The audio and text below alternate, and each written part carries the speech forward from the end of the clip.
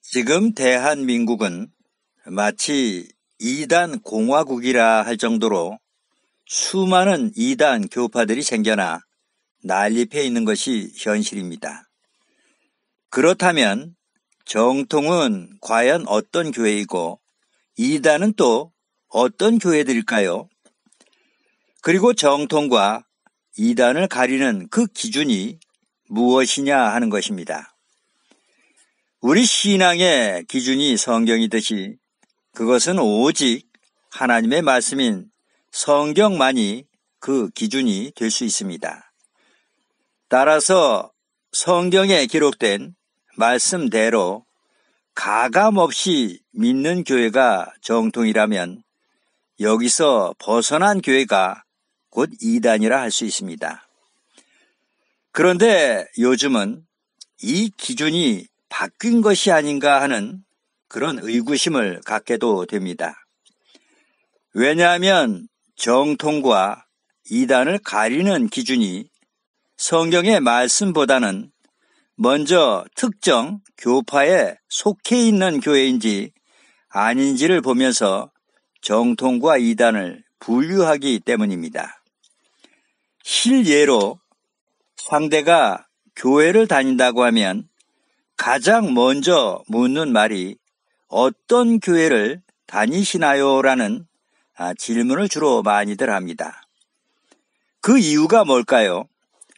그것은 교파를 통해서 상대가 정통교회를 다니는지 아니면 이단에 속한 교회를 다니는지를 확인하고자 하는 마음이 내면에 깔려 있다고도 할 수 있습니다. 그렇다면 정통이라고 하는 그 교단들은 다 하나님이 만들어 세우신 교파들일까요? 그렇지가 않습니다. 왜냐하면 성경에는 그런 교파들은 존재하지 않기 때문입니다. 가톨릭으로부터 시작해 개신교에 이르기까지 현존하는 그 모든 교파들은 다 사람에 의해서 만들어진 것이고 명칭 또한 정해진 것입니다. 따라서 특정 교파를 기준해서 정통과 이단을 가리는 것은 매우 잘못된 판단 기준이라 할 수 있습니다. 그리고 기독교인들 가운데는 정통과 이단에 대한 잘못된 고정관념을 가지신 분들이 의외로 많습니다. 심지어 어떤 분들은 특정 교단뿐만 아니라 교회의 크기나 성도 수의 많고 적음을 보면서 정통과 이단을 가려 교회를 선택하시는 그런 분들도 있습니다. 만약 교회의 규모나 성도의 숫자로 정통과 이단을 가린다면 아마도 가장 확실한 정통이 로마 가톨릭 교회라 할 수 있겠죠? 교회 건물의 화려함과 웅장함은 말할 것도 없고 가톨릭을 믿는 전 세계의 신자 수만도 무려 14억 5천만 명에 이르기 때문입니다. 그런데 성경에 비추어 볼 때 과연 가톨릭을 정통교회라 할 수 있을까요? 그럼 개신교는 또 어떻습니까? 북미 유럽에서 발간된 세계 개혁교회 국제 핸드북에서 밝히는 바에 의하면 장로교 내에만도 무려 746개의 교파가 있다고 합니다. 한국에도 99개의 장로교 교파가 있다고 하지만 실상은 그 숫자가 훨씬 더 많다고 알려져 있습니다. 정통이라고 하는 장로교 한 교단에만도 이렇듯이 많은 교파가 존재한다면 만약 다른 교파들까지 다 합친다면 그 수가 또 얼마나 많겠습니까?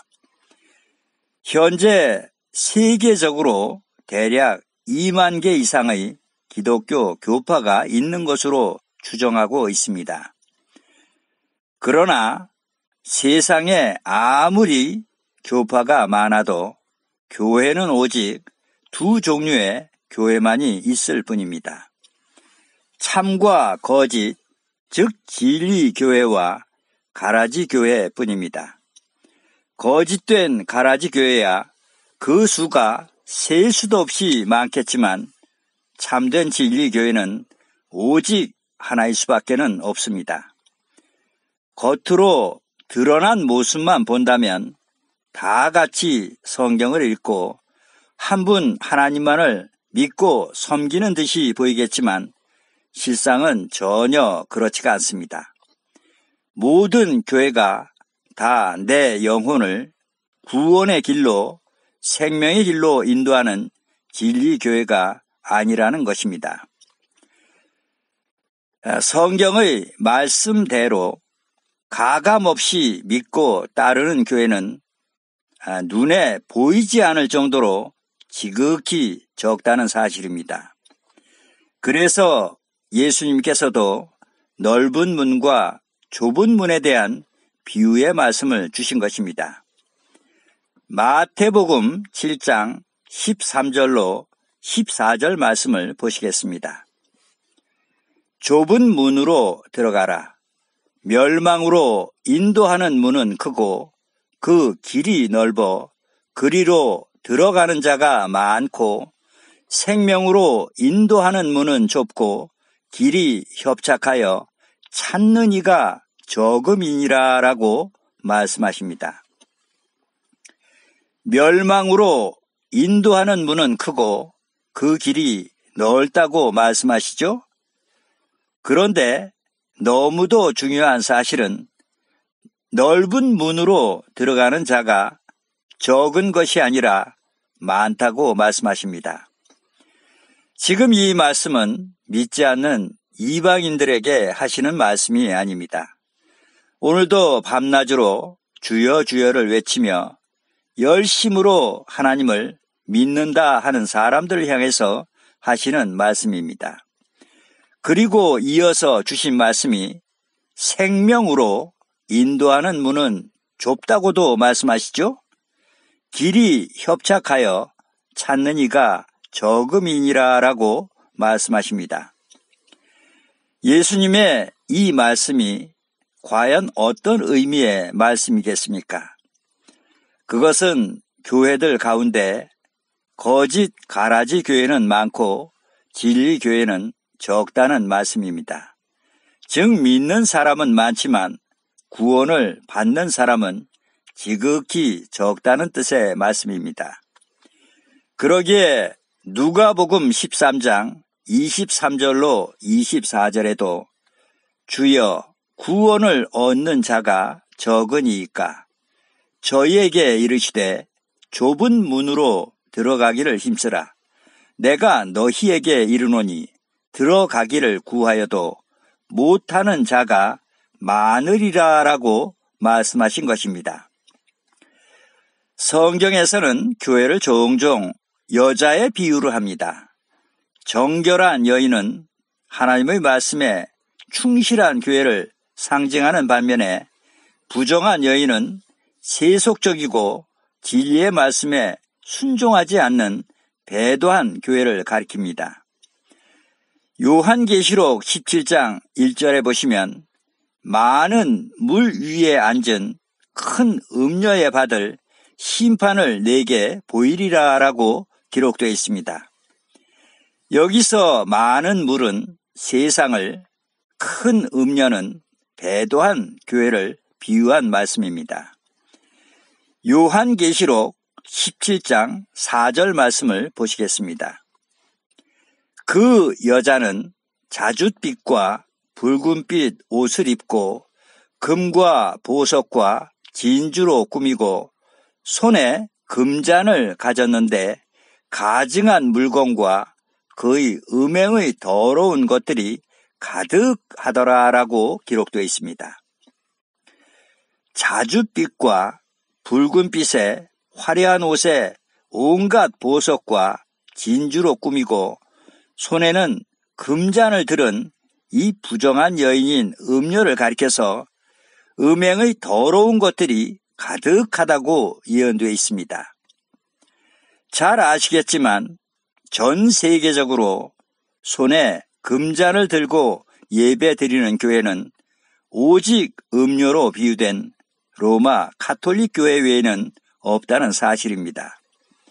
이 음녀의 특징은 화려함만 있지 순결함이 없는 여자로, 이는 갖가지 이교의 가르침으로 혼합된 타락된 교회를 상징하고 있습니다. 그런데 중요한 사실은 이 음녀인 가톨릭 교회를 성경에서는 큰 바벨론이라 가증한 것들의 엄이라고 증거해주고 있습니다. 계속해서 밑에 5절 말씀을 보시겠습니다. 그 이마에 이름이 기록되어 있으니 비밀이라, 큰 바벨론이라, 땅의 음녀들과 가증한 것들의 엄이라 하였더라 라고 기록되어 있습니다. 이 말씀에 특히 주목해서 보셔야 할 말씀이, 큰 바벨론이 음녀인 로마 가톨릭이라면 그럼 가증한 것들은 또 누구냐 하는 것입니다. 그것은 1620년 가톨릭에서 이탈해 나온 청교도들로부터 시작된 지금의 개신교를 가리키고 있습니다. 그래서 가톨릭을 가증한 것들의 엄이라고 예언되어 있는 것입니다. 그런데 왜 성경에는 개신교를 가증한 것들로 표현했을까요?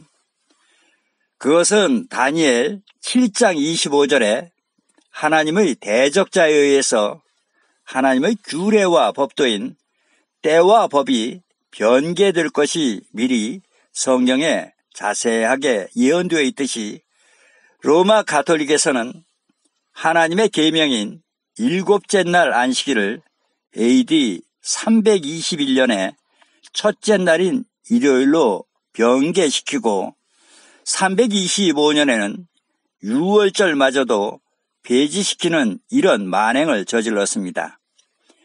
그리고는 354년에 생겨난 것이 바로 크리스마스인 성탄절입니다. 그런데 가톨릭에서 이탈해 나온 개신교에서는 이같이 변개된 계명을 그대로 들고 나와 지금까지도 그것이 마치 하나님의 계명인 양 지키고 있는 것입니다. 특히 가톨릭에서는 안식일 변개에 대해서 교회의 권유로 일곱째 날에서 첫째 날로 옮겼다고 스스로가 밝히고 있습니다. 하지만 개신교에서는 엉뚱하게도 주님께서 일요일에 부활하심으로 토요일에서 일요일로 바뀌었다는 이 같은 황당한 주장을 하고 있는 것입니다. 만약 이 주장이 맞다면 이같이 중요한 말씀이 어찌 성경에 증거되어 있지 않겠습니까? 성경에 없다는 그 자체가 곧 이 같은 주장이 바로 성경이 아닌 사람의 생각으로부터 시작되었다는 사실을 반증하는 것입니다. 이 외에도 개신교에서는 하나님의 영원한 언약이자 계명인 77절인 오순절을 맥주 감사절로, 초막절은 추수 감사절이란 사람의 계명으로 변개시켜 그 계명으로 하나님을 경배한다며 절기에 예배를 드리고 있는 것입니다. 그러면서 오늘도 정통교회를 주장하고 있습니다. 하나님의 계명을 버리고 성경에도 없는 사람의 계명을 지키는 교회가 과연 정통교회라 할 수 있을까요?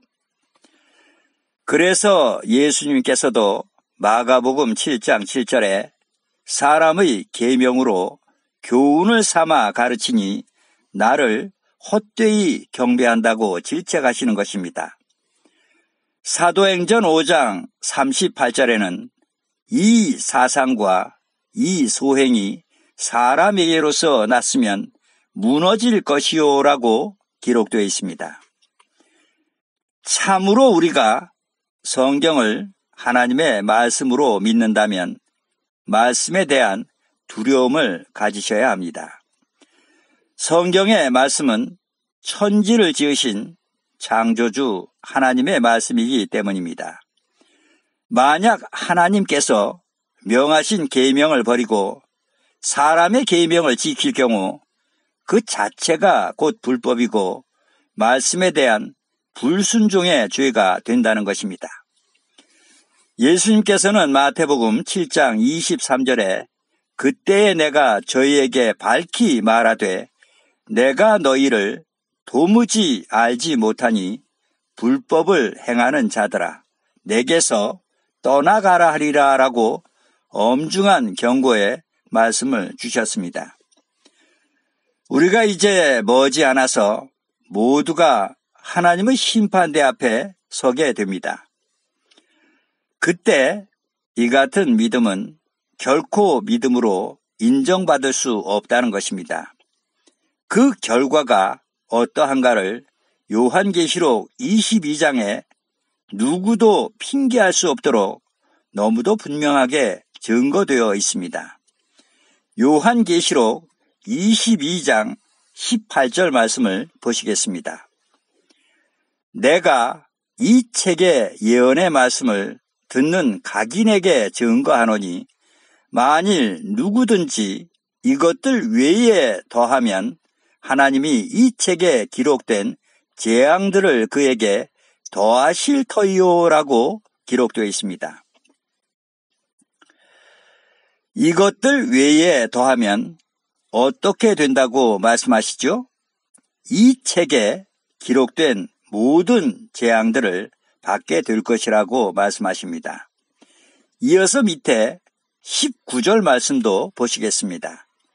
만일 누구든지 이 책의 예언의 말씀에서 제하여 버리면 하나님이 이 책에 기록된 생명나무와 및 거룩한 성에 참여함을 제하여 버리시리라 라고 기록되어 있습니다. 말씀에서 더하거나 제하여 버리면 생명나무와 및 거룩한 성에 참여함을 제하여 버리시겠다고 엄히 경고하고 있습니다. 지금 이 시대에는 교회도 많고 하나님을 믿는다는 성도들도 해변가에 모래수와도 같이 많습니다. 하지만 이 말씀에 저촉되지 않는 교회와 성도들이 과연 얼마나 되겠습니까? 그래서 저희는 가톨릭도 믿지 않고 개신교도 믿지 않습니다.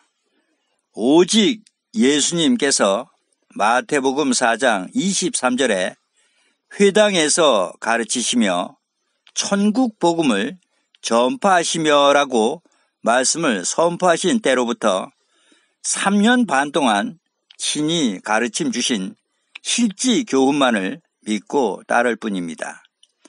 그리고 주님께서 본보여 주신 그 가르침과 교훈을 본받아 믿음을 지켰던 사도들의 걸어간 그 발자취만을 믿고 따를 뿐입니다.